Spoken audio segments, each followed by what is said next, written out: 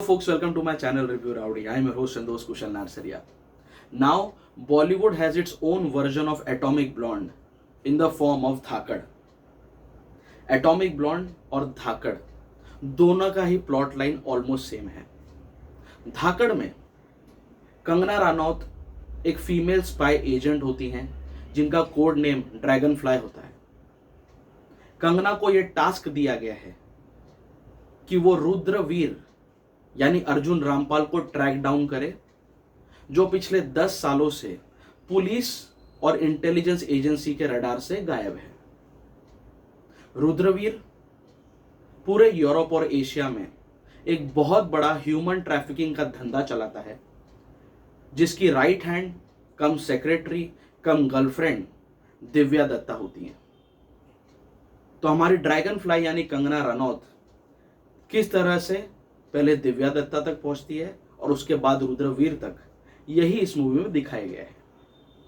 Plot line एकदम simple है, एकदम स्ट्रेट है, एकदम क्लियर है. लेकिन धाकड़ को खास बनाती है कंगना रनौत, अर्जुन रामपाल और दिव्या दत्ता की बेहतरीन परफॉर्मेंसेस.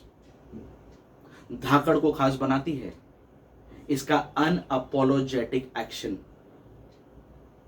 और इसका प्रेजेंटेशन और इसकी सिनेमेटोग्राफी हॉलीवुड क्लास है.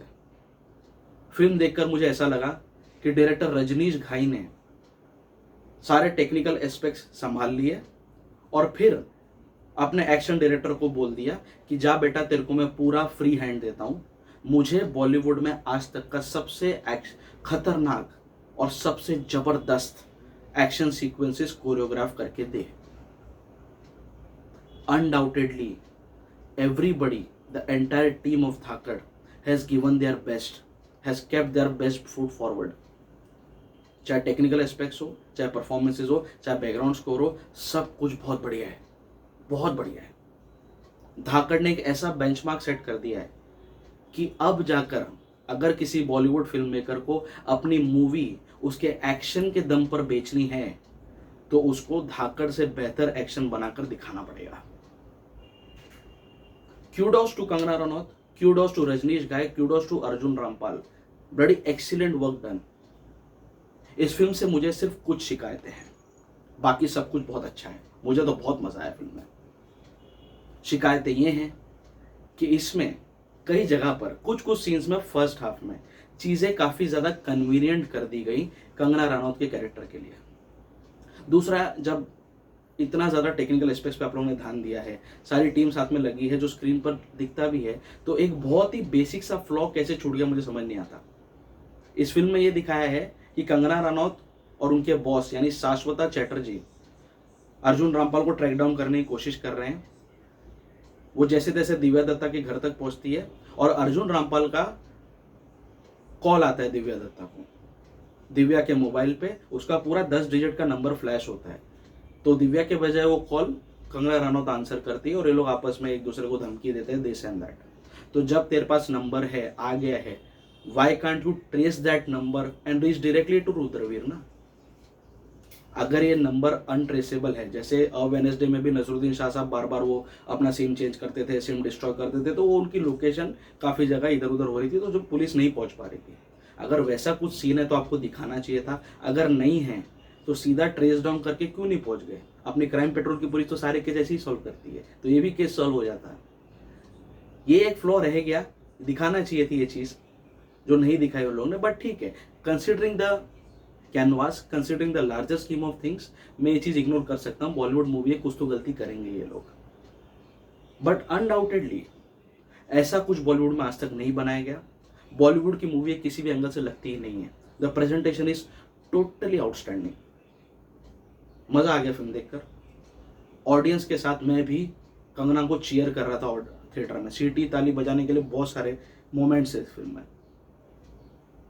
जितने क्रिटिक्स इसके लिए गाली दे रहे हैं उनके पास अपने खुद के रीजंस है, क्योंकि कंगना रनौत इसमें लीड रोल में है.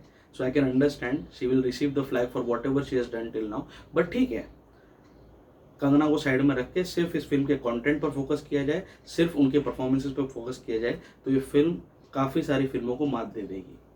I have really like this film. So my rowdy rating for Dhakad will be 4 out of 5. I see no reason for you to miss this movie in your nearest multiplex. मजा आ जाएगा film देखकर. Now statutory warning. ये film बढ़िया तो है लेकिन सबके लिए नहीं है. इस फिल्म का एक्शन बहुत हार्डकोर है, बहुत अनअपोलोजेटिक है. तो जो लोग हार्डकोर और लंबे लंबे एक्शन सीक्वेंसेस देखना जिनको पसंद है उनको ये फिल्म ज़रूर पसंद आएगी. बाकी लोग बोर हो जाएंगे शायद. अगर आपको जेनिफर लॉरेंस की रेड स्पैरो और चार्लिस थेरॉन की एटॉमिक ब्लॉन्ड पसंद आई थी तो आपको धाकड़ ज़रूर पसंद आएगी. और प्लस ये फिल्म बच्चों के लिए बिल्कुल भी नहीं है. एक्शन इसका बहुत हार्डकोर है. इसमें जो सेक्स सीन्स है काफ़ी रॉ हैं. So it's a strictly adult movie. बाकी एक्शन फ्लिक के लिए जो तरस गए थे लोग, एक अच्छी खासी एक्शन मूवी बॉलीवुड में देखने के लिए तरस गए थे, उनके लिए फिल्म किसी ट्रीट से कम नहीं है. लोग सीटी और ताली बजा रहे थे थिएटर्स में. सो गो एंड एंजॉय धाकड़. और आपको धाकड़ पर मेरा रिव्यू कैसे लगा, वो मूवी कैसे लगी, you can mention that in my comment section below. आप अगर मेरे चैनल पर नए आए हो तो प्लीज़ मेरे चैनल को सब्सक्राइब कर लीजिए. सब्सक्राइब करने के साथ साथ आप लोग मुझे मेरे सारे सोशल मीडिया हैंडल्स पर भी फॉलो कर सकते हो. फेसबुक, इंस्टाग्राम, ट्विटर, सब जगह पर मेरे प्रोफाइल्स रिव्यू राउडी के नाम से ही है. The digital partner of this channel is 5 Havoc digital and the को ब्रांडिंग पार्टनर इज चाय पकौड़ा प्रोडक्शंस. आप मेरे रिव्यूज चाय पकौड़ा प्रोडक्शंस के रिव्यू चैनल पर भी देख सकते हो. बहुत जल्दी मैं आपके सामने फिर से आऊँगा. आज और कल में मेरा टारगेट है भूल भुलैया 2 और पंचायत के सेकंड सीजन का रिव्यू करने का. सो मेरे साथ जुड़े रहो, मेरे चैनल पर आते रहो. स्टे ट्यून्ड, स्टे फिल्मी एंड स्टे राउडी.